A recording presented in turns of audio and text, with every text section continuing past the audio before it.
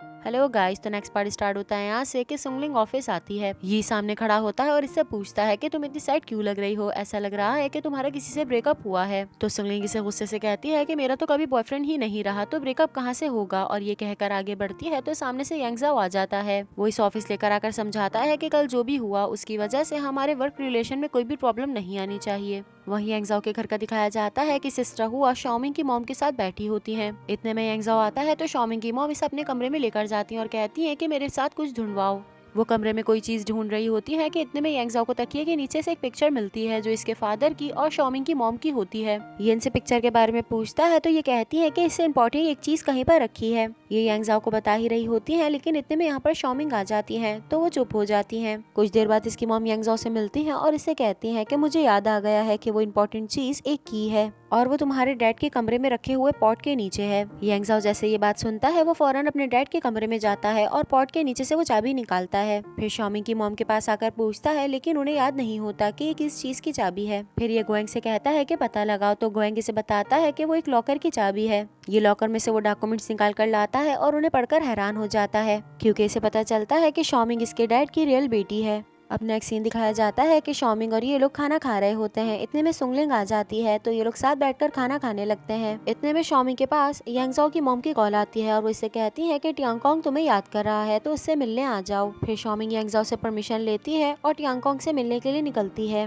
फिर ये हॉस्पिटल टियांगकोंग से मिलने आती है और उसके साथ काफी सारी बातें करती है। वहीं यांगजाओ शाओमिंग की मॉम के पास आता है और अपने डैड के बारे में उनसे पूछता है। फिर ये अपने पास्ट को याद करती है कि ये दोनों लवर्स थे और शाओमिंग की मॉम प्रेग्नेंट हो जाती हैं। लेकिन यांगजाओ के डैड इनसे शादी नहीं करते क्योंकि उन्हें बिजनेस करना होता है, तो वो एक अमीर औरत से शादी कर लेते हैं। और फिर जब शाओमिंग होती है तो इसकी मॉम इसे खुद ही अकेला पालती हैं, लेकिन वो यांगजाओ को कुछ भी नहीं बताती। अब यांगजाओ अपने डैड के कमरे में आता है और बहुत ज्यादा सैड होता है। नेक्स्ट सीन में दिखाया जाता है कि शाओमिंग स्टेडियम आती है तो वो देखती है कि यहाँ पर यांगजाओ बैठा हुआ है। यांगजाओ से बताता है कि उसे अपनी मॉम के बारे में पता चल गया है, तो शाओमिंग उसे दिलासा देती है। लेकिन यांगजाओ कहता है कि मैं इस बात पे यकीन नहीं कर पा रहा कि मेरी कोई और मॉम है। वो इतना ज्यादा सैड होता है कि शाओमिंग के गले लग जाता है और फूट फूट कर रोने लगता है। फिर ये दोनों यांगजाओ की मॉम से मिलने के लिए आते हैं। इनकी मॉम जैसे यांगजाओ को देखती है वो बहुत खुश हो जाती हैं। यांगजाओ वहाँ जाकर बैठता है और इनसे कहता है कि मैं अपनी मॉम को बहुत ज्यादा मिस करता हूँ। शाओमिंग इन्हें बताती है कि यांगजाओ को सच्चाई के बारे में पता चल गया है। ये सुनते ही यांगजाओ की मॉम उसे गले से लगा लेती हैं और सारी सच्चाई के बारे में बताती हैं और बहुत ज्यादा रोती हैं कि मैंने तुम्हें बहुत ज्यादा मिस किया और मैं हमेशा से यही चाहती थी कि मैं एक मर्तबा तुम्हें गले से लगाऊं। फिर यांगजाओ और शाओमिंग इनसे कहते हैं कि अब से हम आपका ख्याल रखेंगे। कार का सीन दिखाया जाता है कि यांगजाओ बहुत ज्यादा उदास होता है तो शाओमिंग इससे वजह पूछती है और ये बताता है कि मैं ये एक्सेप्ट नहीं कर पा रहा। तो शाओमिंग इसे अप्रिशिएट करते हुए कहती है कि कोई बात नहीं, थोड़े टाइम में सब कुछ ठीक हो जाएगा। जीटोंग का दिखाया जाता है कि वो जियांगजी से मिलने जाती है। ये उससे कहती है कि मेरे साथ लंच कर लो। पहले तो वो मना करता है, लेकिन इसके फोर्स करने पर मान जाता है। उसके बाद जियांगजी से घर छोड़ने आता है तो ये पेट दर्द का बहाना बनाकर उसके गले से लग जाती है और जियांगजी को घर के अंदर जाने का कहती है, लेकिन वो मना कर देता है और यहाँ से चला जाता है। लेकिन ये एक फोटोग्राफर से अपनी और जियांगजी की पिक्चर्स खिंचवा लेती है। नेक्स्ट सीन यांगजाओ को दिखाया जाता है कि वो बार में आया हुआ है। इसके पास एक लड़की आकर बैठती है, लेकिन वो उसे गुस्से से भगा देता है। इतने में जियांगजी यहाँ पर आता है और इससे मजाक करने लगता है कि अच्छी भली लड़की थी। ये यहाँ से जाने लगता है तो जियांगजी से रोकता है, जिसकी वजह से सारी वाइन इसके कपड़ों पर आ जाती है और फिर देखते ही देखते ये दोनों लड़ने लगते हैं, हालांकि एक दूसरे का मुंह फाड़ देते हैं। नेक्स्ट सीन घर का दिखाया जाता है कि शाओमिंग घर में बैठी बुक पढ़ रही होती है। इतने में यांगजाओ यहाँ पर आता है तो ये उसके लिए खड़ी हो जाती है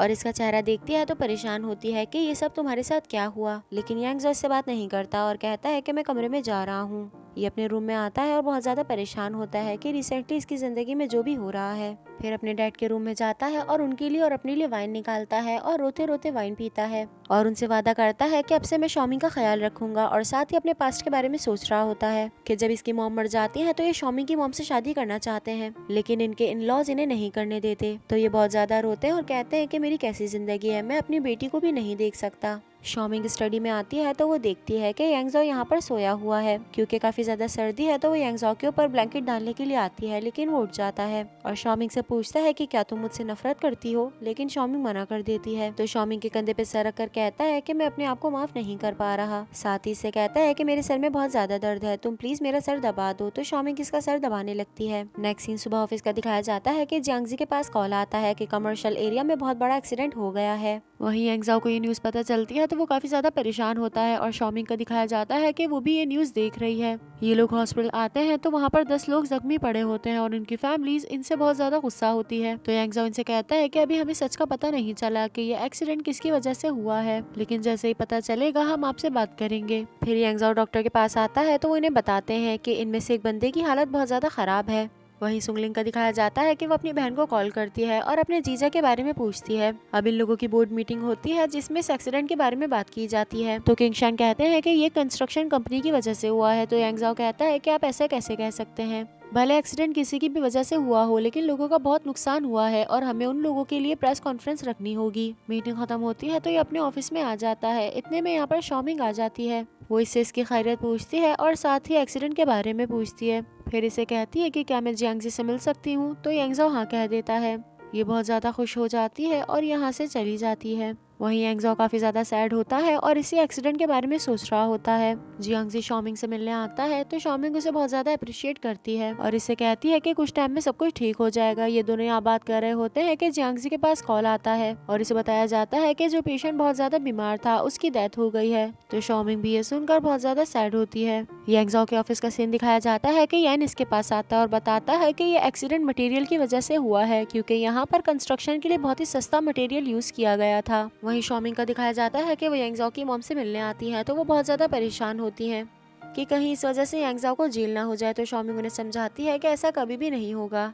नेक्स्ट सीन में सुंगलिंग का दिखाया जाता है कि वो अपनी बहन से मिलने आती है। उसकी बहन का एक बेटा भी है। ये अपनी बहन से अपने जीजू के बारे में पूछती है तो उन्हें बिल्कुल भी पता नहीं होता और ना ही वो कॉल रिसीव कर रहे होते हैं। तो अपनी बहन को बताती है कि हमारी कंपनी का बहुत नुकसान हुआ है और हमने जो मटेरियल यूज किया था वो आपके शौहर की कंपनी का था। ये सुनकर इसकी बहन बहुत हैरान होती है और कहती है कि अपने जीजू का साथ देना।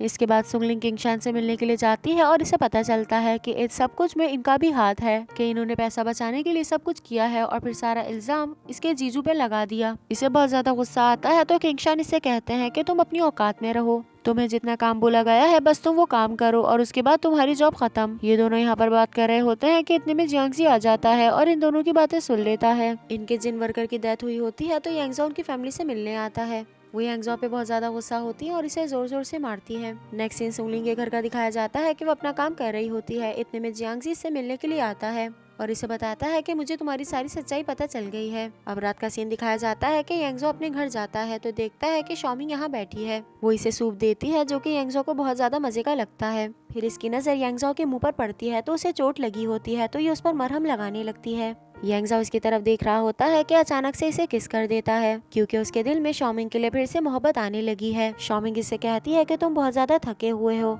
तो ये सोफे पर लेटता है और शॉमिंग को अपने बराबर में लिटा लेता है और ये दोनों यहीं पर सो जाते हैं। वहीं जियांगजी अपने फादर से बात करता है और उनसे कहता है कि मुझे आपके सारे करतूतों के बारे में पता चल गया है तो बेहतर ये होगा कि आप अपने काम जल्द से जल्द सुधार लें। अब सुबह का सीन दिखाया जाता है कि यांगजाओ शॉमिंग के कमरे में आता है और उसकी दराज से वो लॉकेट निकालता है जो उसने शॉमिंग को दिया था और उसे देखने लगता है। अब शॉमिंग की आंख खुलती है तो सिस्टर हुआ से बताती है कि यांगजाओ तो ऑफिस चला गया है। तो शॉमिंग कल जो हुआ उसके बारे में सोचती है और मुस्कुराने लगती है। स्टूडियो का सीन दिखाया जाता है कि यहाँ पर सभी लोग लैपटॉप में देख रहे होते हैं। यहाँ पर जियांगजी और जीटोंग की न्यूज आई होती है कि ये दोनों डेट कर रहे हैं। इतने में जीटोंग यहाँ पर आ जाती है तो डायरेक्टर इसके पास जाती है और इससे सच के बारे में पूछती है। तो ये उनसे कहती है कि हमारे बीच ऐसा कुछ भी नहीं है। डायरेक्टर चीफ से बात कर आती है तो वो देखती है कि जीटोंग लोगों को अपने करीब करने के चक्कर में लगी हुई है। फिर डायरेक्टर से कहती है कि मुझे बड़ी फिल्म्स में काम मिलने वाला है तो आप मेरे साथ रहिएगा। साथ ही कंपनी का सीन दिखाया जाता है कि यहाँ पर बोर्ड मीटिंग होती है और डिसाइड किया जाता है कि इन सब लोगों के लिए प्रेस कॉन्फ्रेंस रखी जाएगी। जबकि किंगशान ऐसा नहीं चाहते लेकिन जियांगजी भी यांगजाओ का साथ देता है कि प्रेस कॉन्फ्रेंस होनी चाहिए।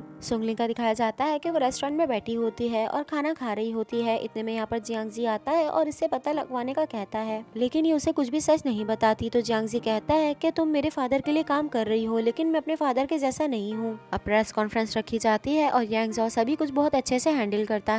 अब रात में काफी देर हो जाती है तो वो घर आता है और देखता है कि शॉमी यहाँ पर सोई हुई है। ये उसको दूर से खड़े हुए देख रहा होता है। वो बहुत प्यारी लग रही होती है। फिर ये यहाँ से जाने लगता है तो शॉमी उसे रोकती है और इसे पूछती है कि क्या हम पास्ट में वापस आ चुके हैं। तो यांगजाओ मना कर देता है और यहाँ से चला जाता है। सो गाइज अभी तक के लिए इतना ही। आई होप आप सबको वीडियो पसंद आई होगी। अब मैं मिलूंगी आपसे नेक्स्ट पार्ट में। जब तक के लिए अपना बहुत सारा ख्याल रखिएगा। Bye bye and thank you so much for watching.